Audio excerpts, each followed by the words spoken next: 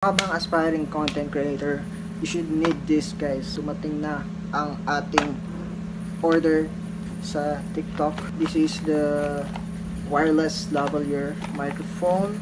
So, unbox natin siya guys at iti-testing natin yung quality niya.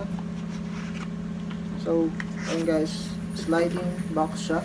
Narito, nandito yung USB and microphone and this the connector guys. So, pwede siya sa iOS and for Android. Ito yung box niya guys, box na USB.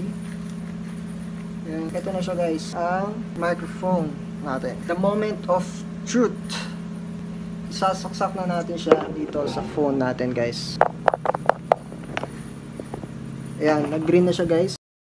Dito rin pala yung kanyang charging sa gilid, no? And guys, sa gilid. Ito yung front, meron siyang logo. So, as you can see, the quality of this microphone.